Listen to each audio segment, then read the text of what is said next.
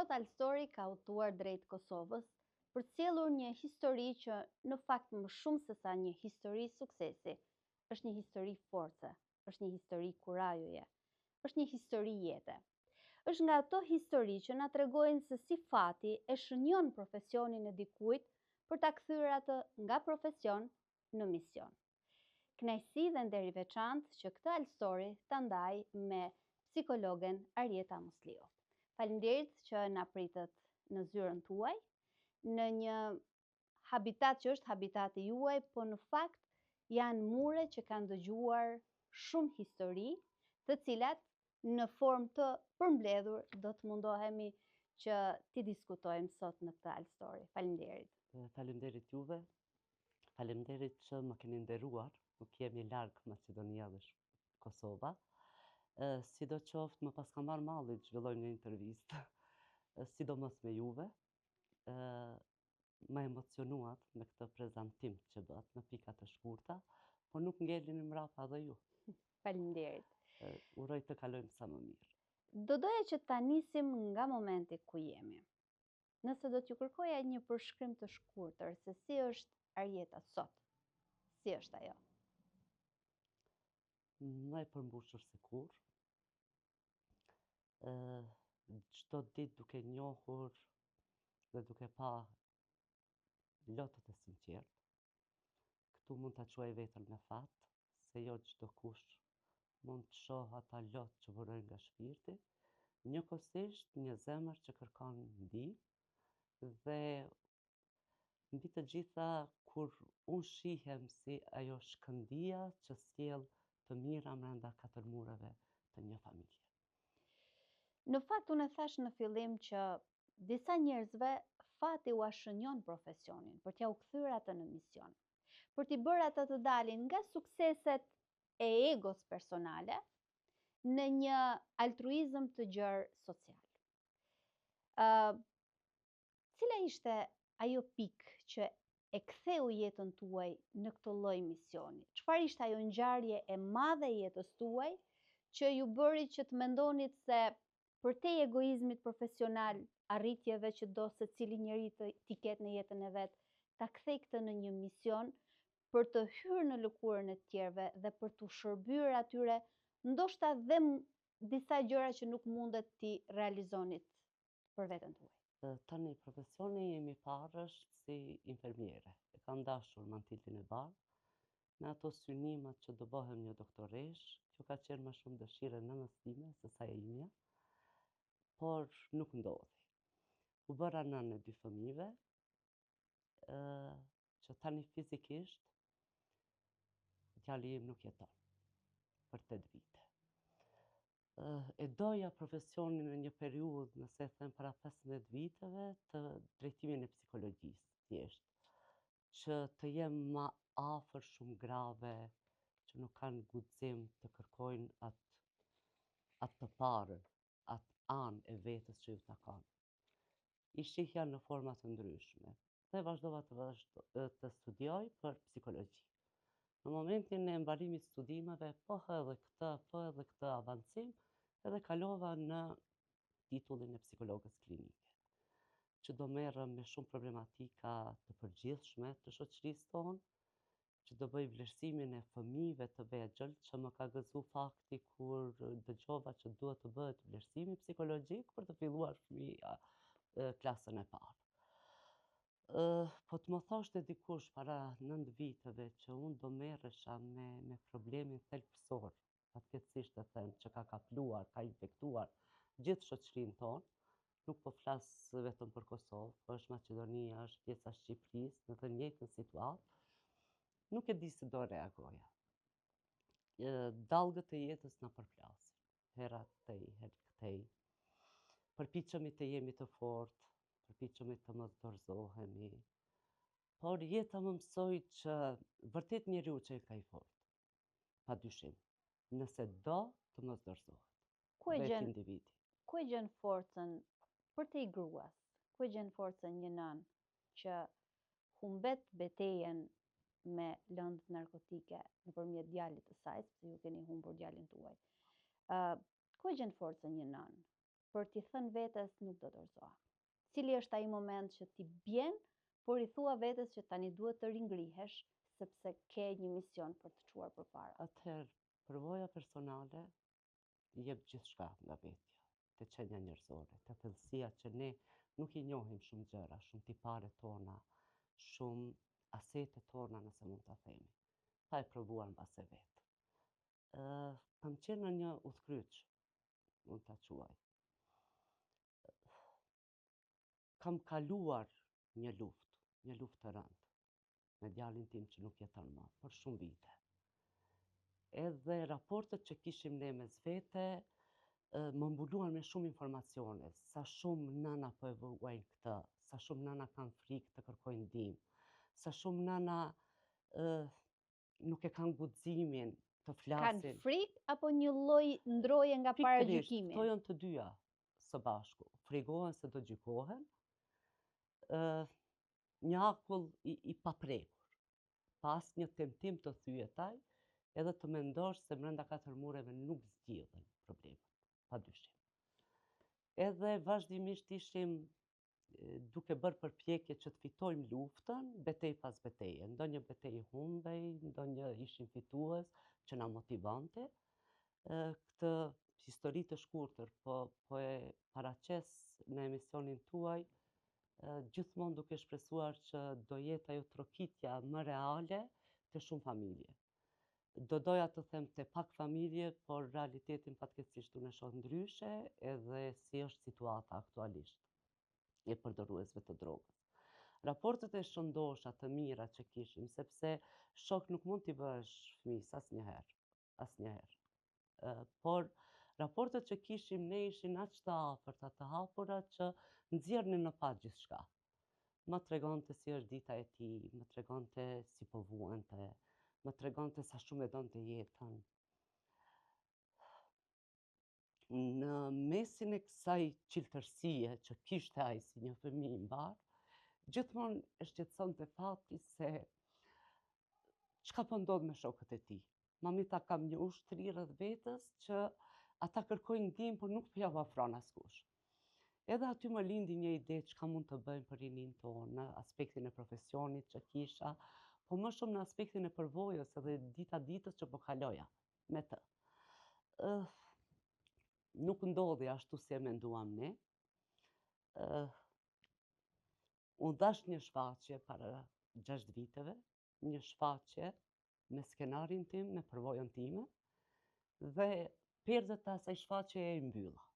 I mbylla me plot vedije, tregova kush jam, tregova historinë time, dhe atëherë njoha jetën. Bisedova gjatë, njoha shumë gjëra që kishte brenda Arjeta, që për mua ishin të pamenduara. Edhe atëherë thash, Arjeta, je në një udhkryq, çka do bësh tutje? Realiteti që po përjetojmë ne, apo sfida më e madhe që mund të godas një nën, një prind, që t'jetoj pa bimën e shpirtit, atëherë thash, a do bësh ajo egoistja që do vajtosh, do qash, edhe do kërkosh të pamundërën të realizohet, apo do jesh ai zëri i fuqishëm që mbase ti do jesh shkak të ndihmosh një të ri, do shpëtosh një jetë.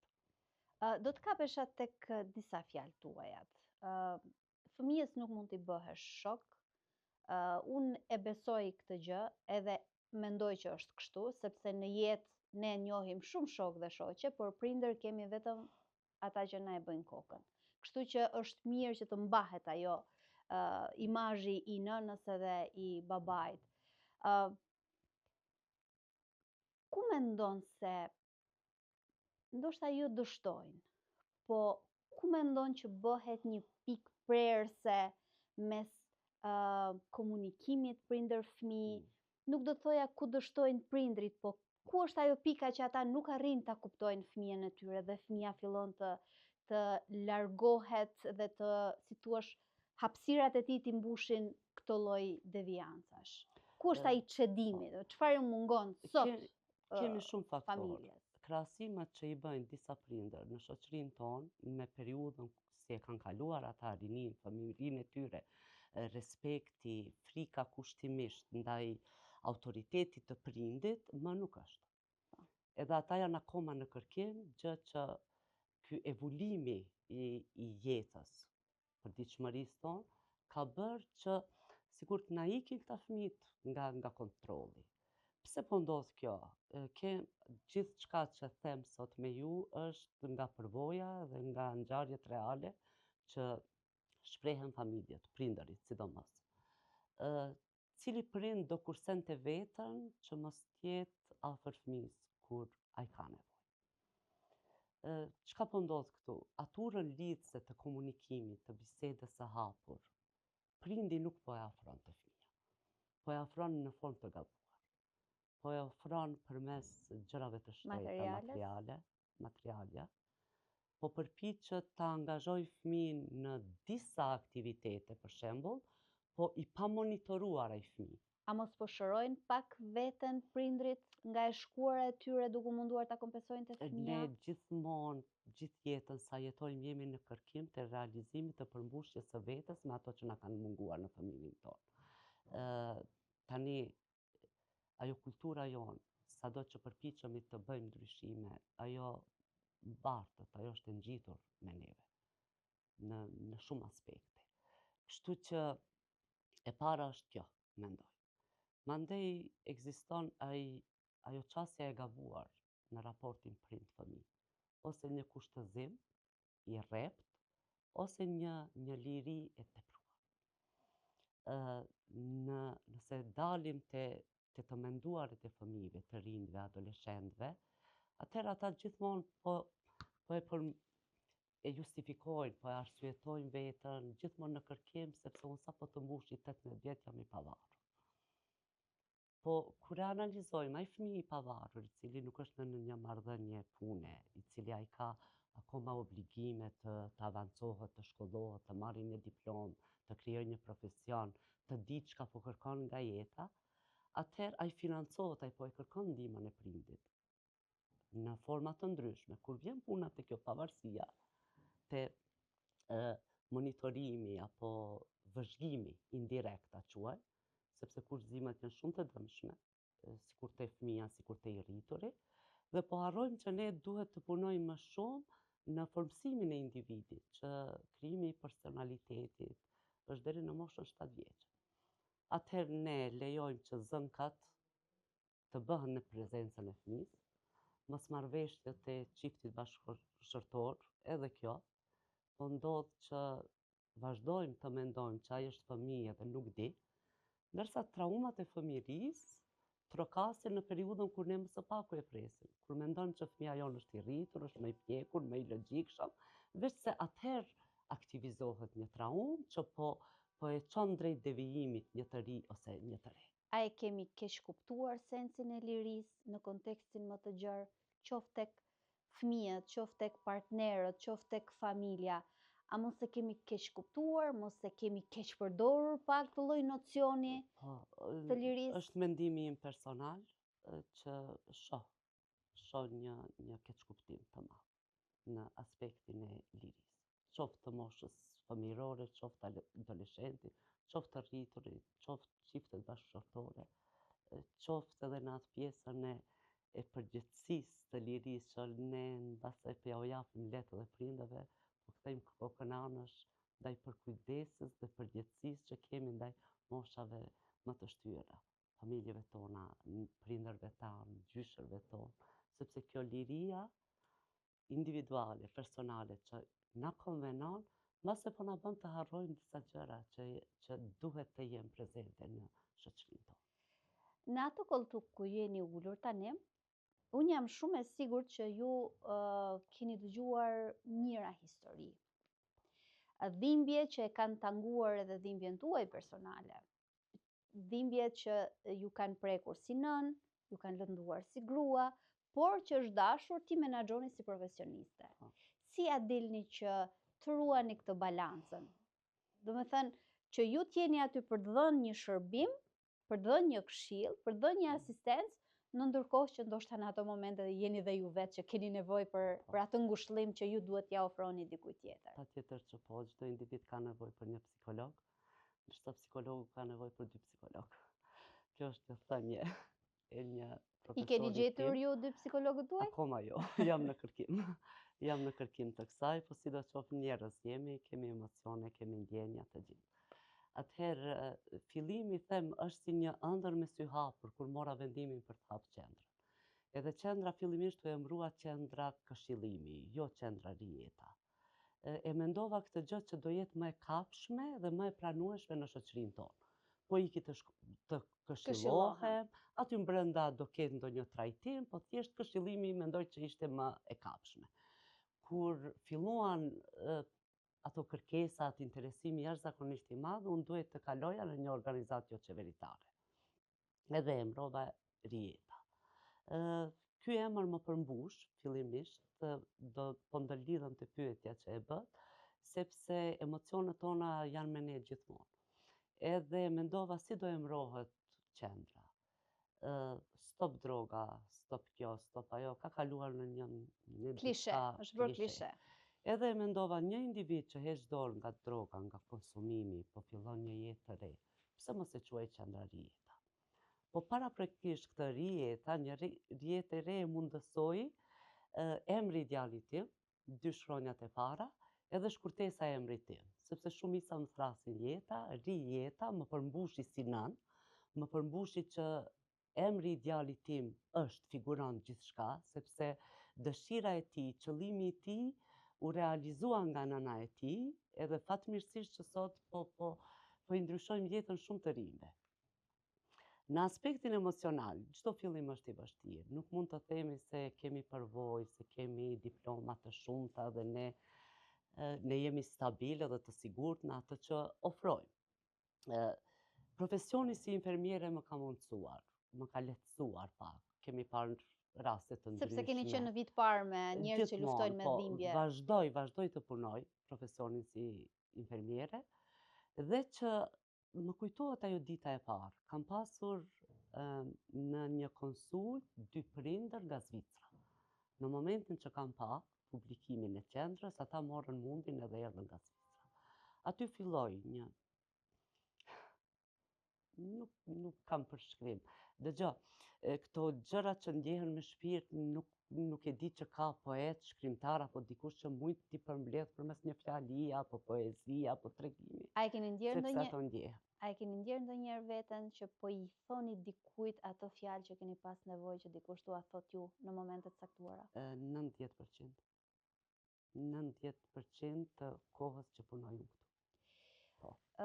Nëse mundem edhe këtë ta them, që emocionet fillimisht ka qenë ai disbalansi, fillimisht ka pasur emocione që je fut thellë tek individi, ndërsa me kalimin e kohës gjithçka është në aspekt profesional, se duhet të respektohet kjo pjesë, po ja që lotët na tradhtojnë me raste kur dëgjojmë.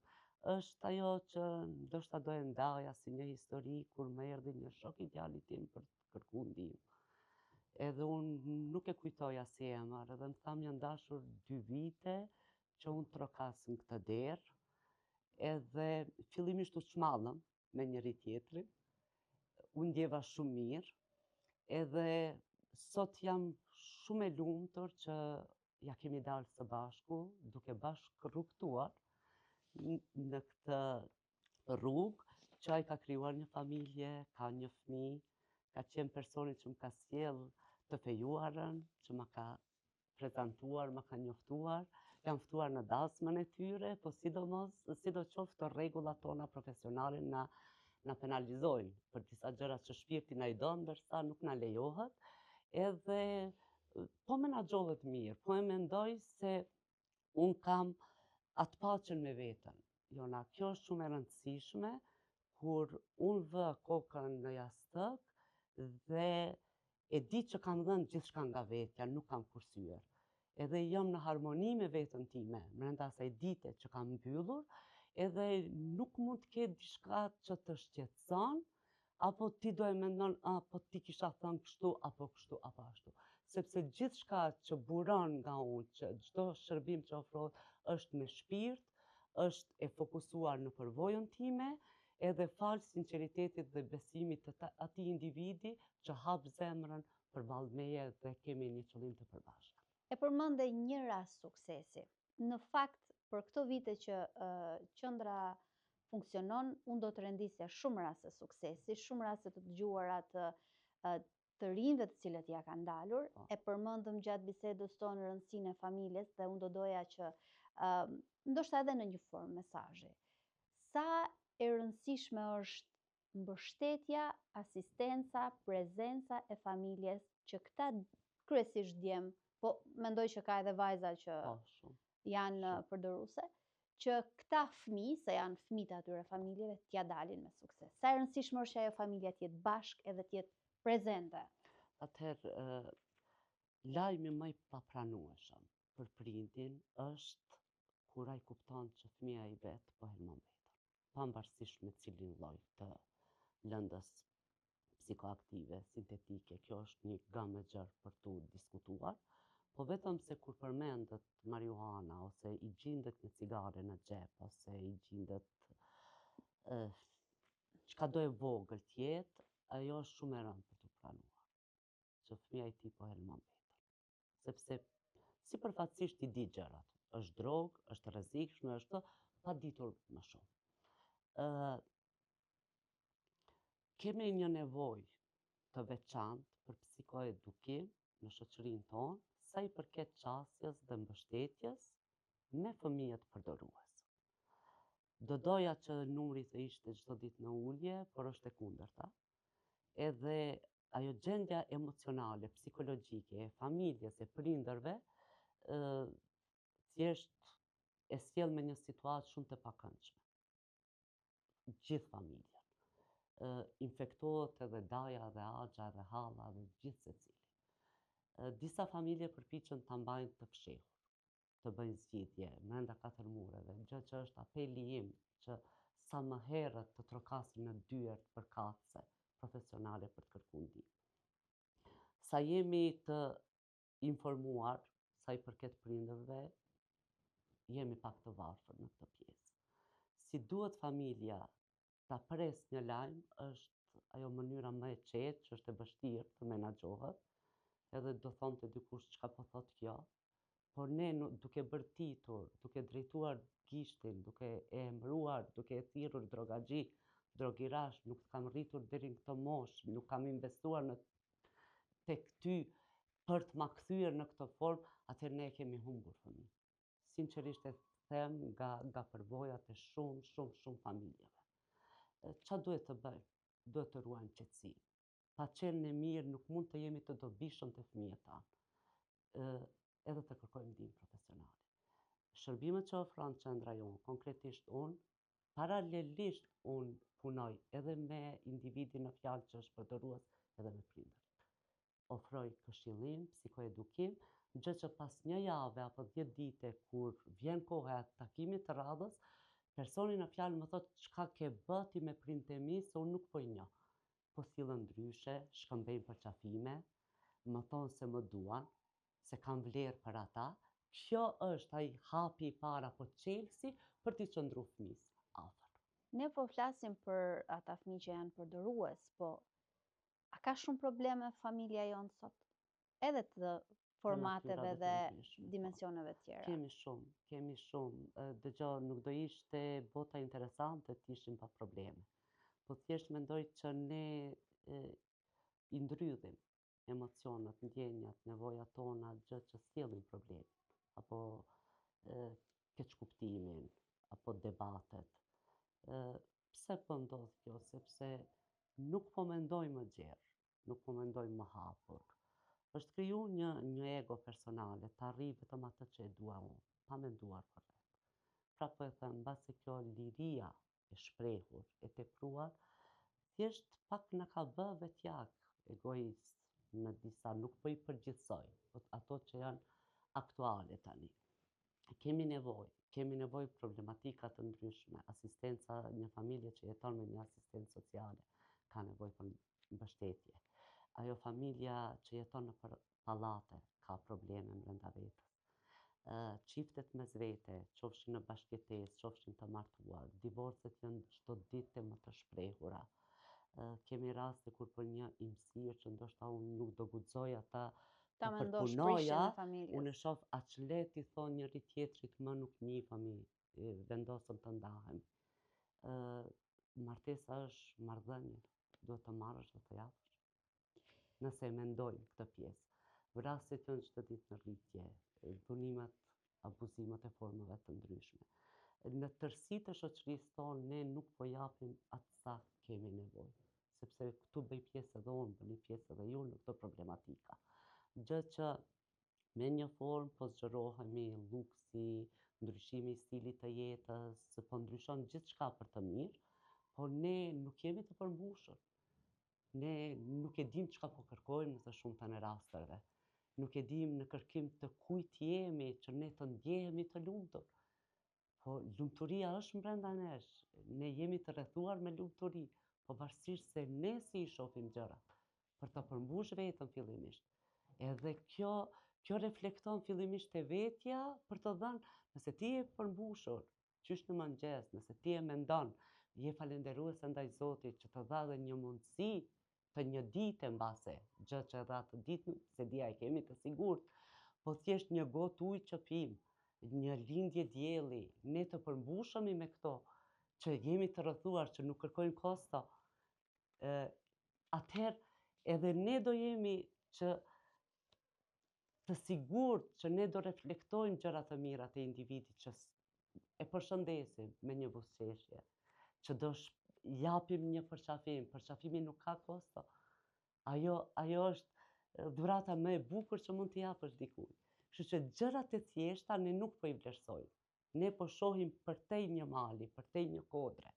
Ndoshta që jemi duam të përqendruar shumë realizohemi. tek forma më shumë se sa tek përmbajtja, tek ajo se si dukemi se sa tek ajo se si ndihemi. Mos flasim, është një temë e gjerë. Ne më shumë fokusohemi te dukja fizike sepse te ajo e mbrëmshmja. Çka kemi ne? Mua më dhem shumë sepse nuk lëm të eksploroj me veten, duke i dhënë përparësi apo prioritet lakmisë. Ne kemi brenda vetes shumë gjëra që kanë vlerë, që nuk na jep dot as leku, as gjë tjetër, pos ne vetes tonë. Tek kjo gjëja që ne kemi shumë gjëra brenda nesh që mund t'i japim vlerë edhe duke i rrëfyer. Unë jam shumë e lumtur që po ndajmë këtë bisedë bashk dhe jeni nga ato gratë që keni dhënë mesazhe të forta, që keni dhënë shembullin personal. Është shumë signifikative kur një individ të jep shembullin e vet personal për t'u kthyer në një kauzë shpresë edhe për të tjerët. Po jetojmë në një shoqëri që shpeshherë paragjykohemi, paragjykimet i kemi shpeshherë lënduese. A e keni ndjerë ndonjëherë që diku është keq përdorur dhëmshuria juaj, dëshira juaj e mirë për të dhënë maksimumin nga vetja për të tjerët? Kjo hyn tek ato anët e tjera të njeriut që janë njerëzore dhe ajo. Tani, në momentin që unë hap zyrën, vi në zyrë, thjesht e kam atë kompromisin me veten, që nuk pres në këmbim të asaj që jap, nuk krijoj pritshmëri, pos një suksesit një individi që heq dorë nga konsumimi i drogës. Kjo është ajo paqja me veten që kam. Për të ardhurit e dëshpërimi. A jemi si shoqëri jo mirënjohëse jemi. Ndërsa puna me drogën është e pamundur që mos prek çdo individ edhe të jemi pak më të kujdesshëm. Po ndodh edhe kjo që sapo ne mendojmë që po zbehet problemi, po vim nga e mira, harrojmë jo në aspektin e mirënjohjes jona, po thjesht unë e shoh nëse unë kam një hall edhe po kërkoj ndihmë nga dikush, atëherë unë ndjej obligim njerëzor, moral, që të paktën një mesazh të gjej 20 sekonda të them që ne jemi shumë mirë. Sepse mbase unë kam mbi 5.000 raste që kam takuar dhe është e pamundur që unë të ndaj kohë gjithë secilët t'i pyes si jeni.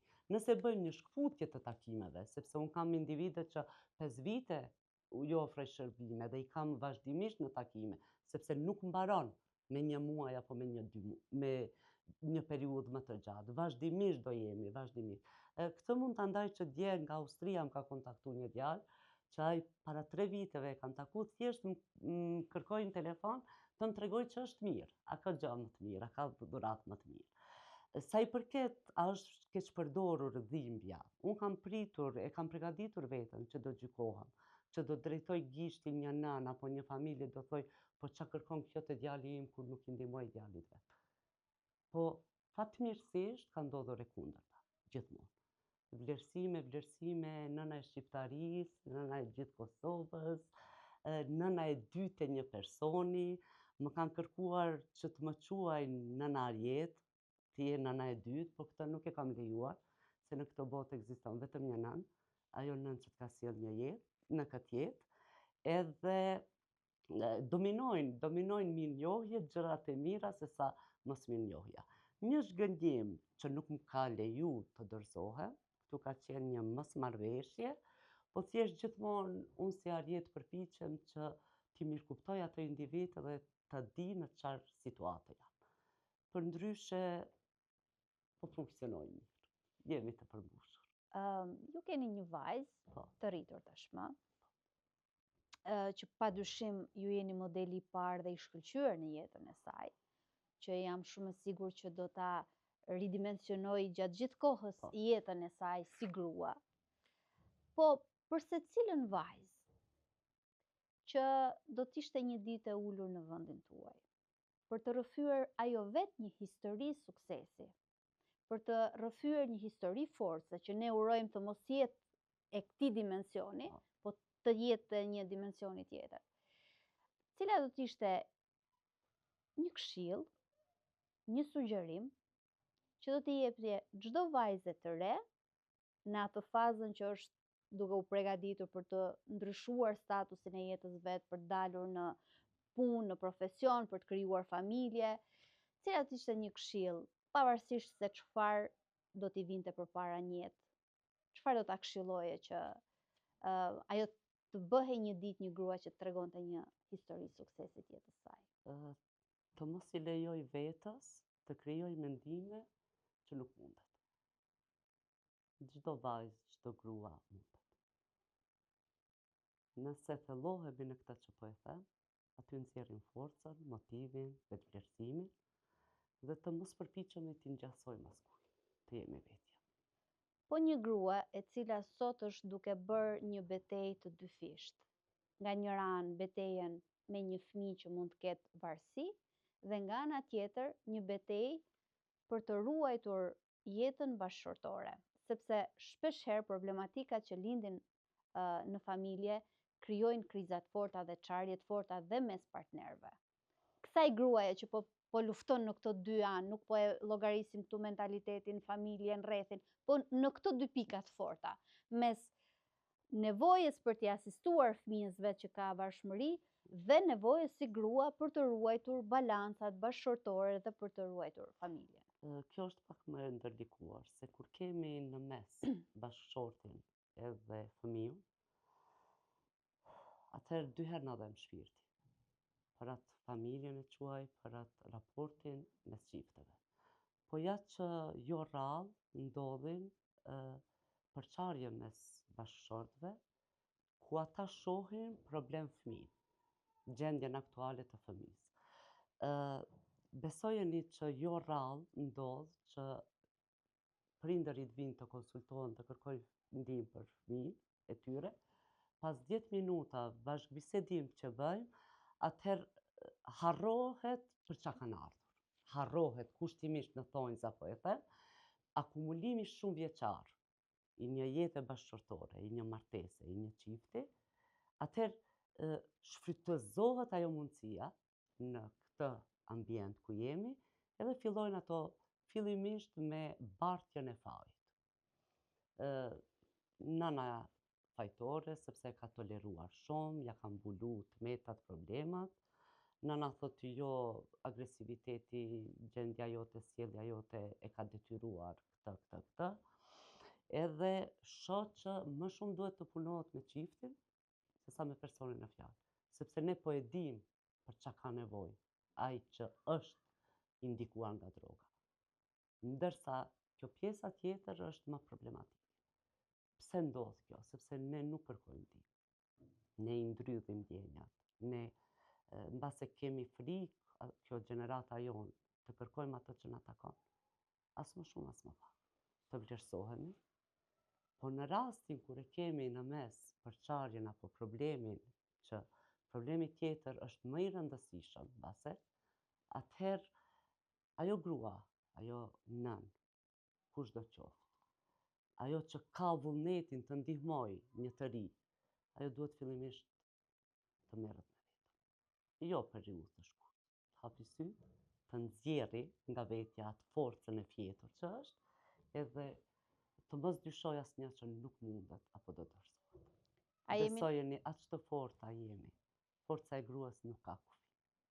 Vetëm se duhet të di, të doj. Ne edhe mundemi edhe di, vetëm atë. Edhe të dorëzohemi, edhe të mos dorëzohemi. Forma më e lehtë është dorëzimi, edhe të themi nuk mundemi. Ndërsa kur kalojmë në për ato periudhat që na sprovon jeta në forma të ndryshme, atëherë ne vetëdijsohemi sa të forta, sa të dobishme dhe sa femra është çdo grua, çdo femër e shoh si një perandori në vete. Secila ka të jap diçka që unë nuk mundem, ti mundesh. Kështu që të mos kërkojnë vetën te dikush tjetër dhe të mos përpiqen të imitojnë apo të ngjasojnë.